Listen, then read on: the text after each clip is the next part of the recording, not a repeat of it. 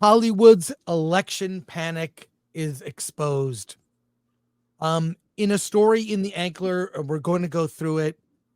People were interviewed anonymously about how the election is affecting the world of entertainment behind the scenes.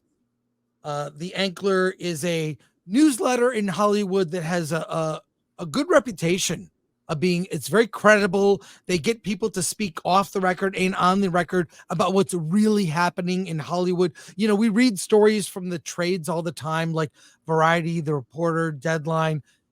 Those are effectively the press releases, what people will talk about publicly.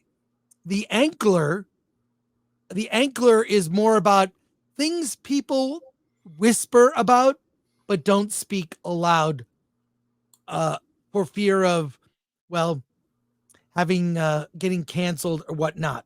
But let's go through this.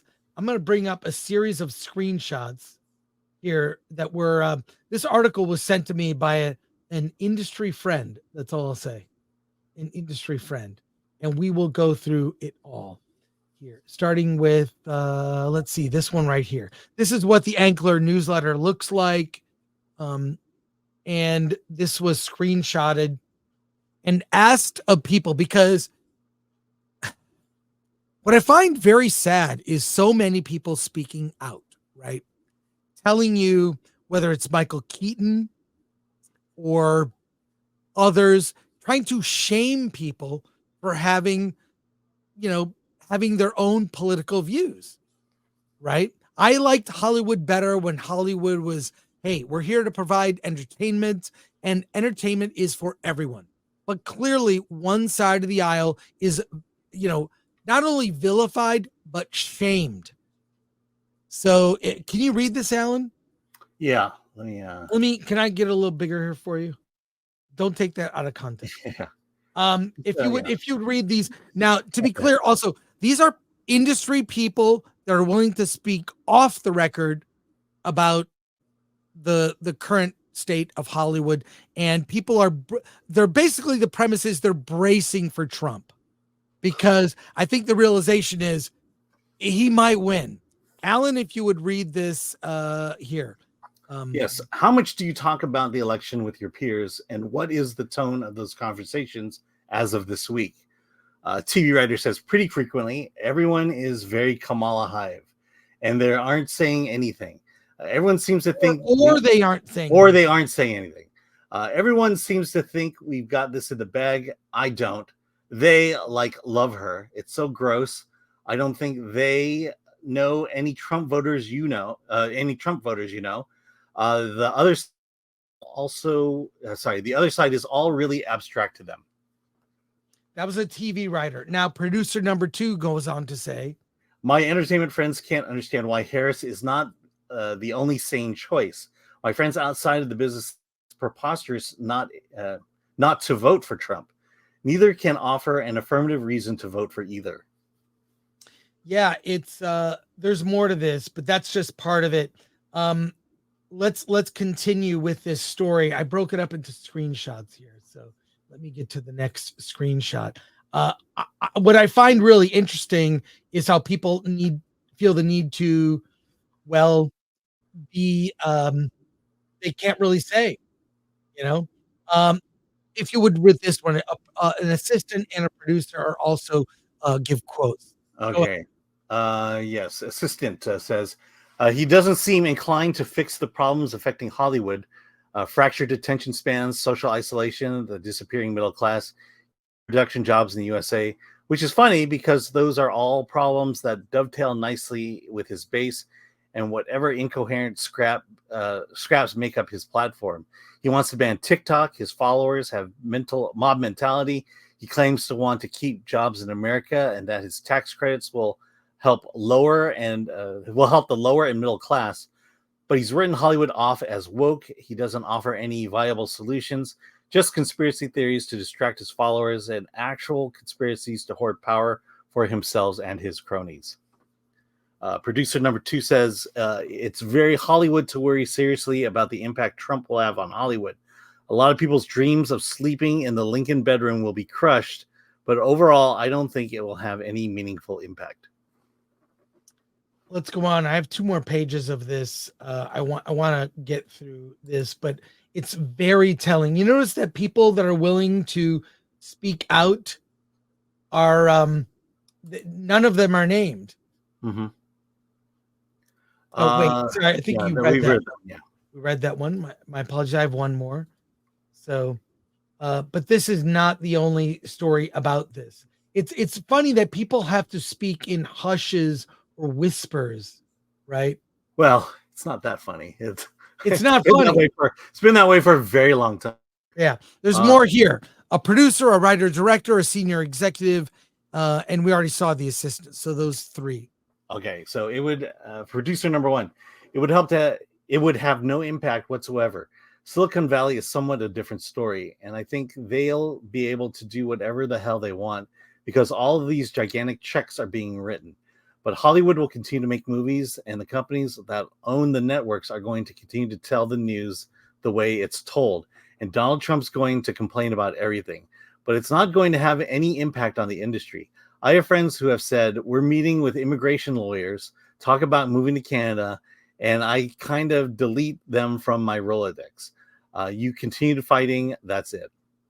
Writer director says, unfortunately, buyers will conclude that most of the country wants content that doesn't lean into anything that could be considered a liberal agenda, and there will be a flattening out of some of the more countercultural filmmaking that has its place in the mainstream now. We will be asked to produce content that doesn't push any strong perspective that could be considered political. And pause it right there for a sec. Exactly, which you should have been doing all along. And finally, with a senior executive. How could anyone predict with this psychopath? How can anyone predict what the psychopath will do to Hollywood plus the rest of the country? I think we're in trouble for years to come. God help our kids. I don't know if you need to be that hyperbolic. Seriously. Well, blame it on that guy. This is a series of articles from the Ankler. We'll put a link in there to it. It is a subscriber-based newsletter and Substack, so make of that what you will. There's a lot of that. And in my discussions, I'll just say flat out, I got in a fight with a guy on Monday. I was at a screening at the Four Seasons Hotel, did a private screening, seeing all these Oscar movies. And I talked to a guy, and I didn't even say where I stood one way or the other on things. All I said was Hollywood has to stop berating and shaming people because they have a political view on one side or the other. It is not helping. It's actually diminishing the brand of Hollywood. And I miss the days of just neutrality. You know, we all want to be entertained and inspired by great storytelling, which is what Hollywood used to be good at. And other countries, whether it's Korea or India, have proven they're better at telling inspiring stories that appeal across not just, political spectrum, but globally with different types of people. RRR, one of my favorite movies from a few years ago, I raved about it. That movie taps into something that affects us all. It's romantic, it's funny, it's about standing up for what you believe in. But what's weird about that movie is how psychotic it is, because one could argue this is very anti-colonial film, but it's also a very pro-gun movie, because the way the problems can be solved is we just had guns. So but it's also more about sort of a fairy tale version of real events that happened in India during the British colonization at the time. But look, back to this. The fact that other countries are better at making Hollywood movies than Hollywood tells you something. And Hollywood seems to only be good at pushing division.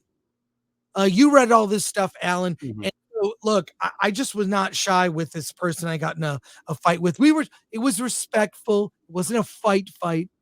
But I'll say Did that people circle you, and but you can feel the tension. All I'm saying is, why are you trying to shame the people who would buy or pay money for your stuff. It's awful. Alan, your thoughts? Yeah. So look, I think Hollywood has always been liberal, at least since the 80s when I was more hands-on at that point. But it's always been this way in terms of liberals and Democrats. You can speak freely. You can speak freely and say who you're going to vote for, as long as it's the Democrat, as long as it's Clinton or Obama.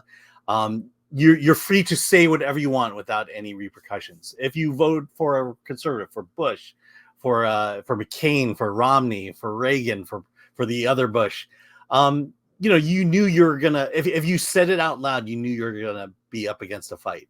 And I remember during the George W. Bush reign, to me, what I sense happening was that the vitriol and the hate intensify, and that you really couldn't speak out about it. I was part of a group that was mostly liberals and me, the lone conservative, and ironically, all the liberals were white, and there was just me, the lone Asian conservative. And early on, we could just have a conversation. We have a debate. We have an argument, and at the end, we respected each other's opinions. And that took a turn sharply in 2016 with Trump, to where I would make a Trump joke or I would make a Hillary joke, and you could feel the lasers burning through you. I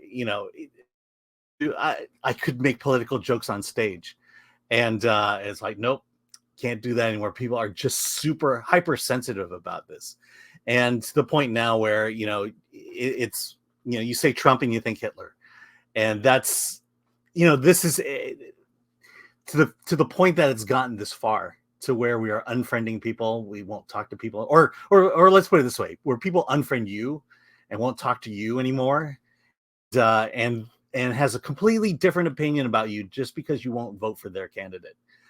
Says that things have gotten worse and not gotten better. And I just reviewed a movie today, American Question, that really examines this issue of this division in America and how we got here and how we can possibly turn it around. We'll probably talk about it on Friday. What's refreshing to know is there are people coming out of the woodwork that are saying this is wrong and this needs to change. And I hope enough people start coming out to where we can get back to at least the normal debate we once had. Well, first of all, Alan, your Twitter, my pal Al on X Twitter, follow Alan. You are on fire. You are on fire, and I love it. What I love is you're funny without actually necessarily revealing exactly where you stand on certain things. So I applaud you for that. And as far as I'm concerned, Alan's opinion, he doesn't represent, I'll just say this, Alan's opinion does not represent Film Threat. Alan's opinion represents Alan, and Alan has a right to do that. I know you're right here in front of me, and I'm saying your name. Well, thanks. Thanks, boss. I'm just, but you know what I mean? Like, I want you to have your own opinion about things, like, I mean, our writing staff, I like that the fact that our writing staff is diverse and politically. Yes. There are people on our staff who hate Trump, and God bless them. They're allowed to. And that's okay. We have, and we review. We'll say this, and I'm not really explicit about my political views, right? I have traditionally been more of a centrist. I vote on policy, not on personality. So I have voted across the aisle many times. So, and I have never. I have never in my life. And I'll say this election, I don't know. I'm so undecided.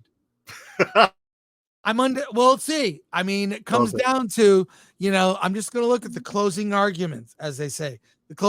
We'll talk about it next week on our election stream.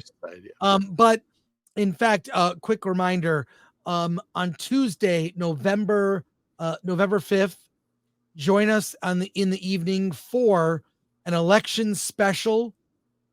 Alan and I will be covering the election. We'll look at memes, videos. We'll report results. We'll have breaking news. Some of your favorite streamers from Versus, among other shows. Who knows? Other people will be joining us. Surprise guests. I have such a huge surprise guest. If it happens, it will actually make news. It will make news. If this person, who I fingers crossed shows up, it'll be big news. But join us for that. I'll just say that Hollywood has made less money based on taking a stand and vilifying, quote, you could say garbage people. Our current president has said that, garbage people. I saw the quote. This is unwise. This is unwise. It's affected the industry, and it's sad to see. Any final thoughts? We're going to go to your comments. Yeah, I mean, you just mentioned it there. If you're going to make content for half of the country, you're not going to make enough money. And look, as much as liberal as Hollywood has always been, at least it was broad enough to allow conservatives and liberals in to watch the film. Conservatives may not agree with the viewpoint of the film, but it in a way that sparked a conversation and wasn't just a straight out Trump is racist joke, which is what to me is the downfall of late night television, because every joke every night was some form of Trump is a racist. And whether you believe it or not, it just gets tiresome, and also shows that they're not being clever about it anymore. They're just saying it in hopes of evoking a laugh. And it's hyperbolic.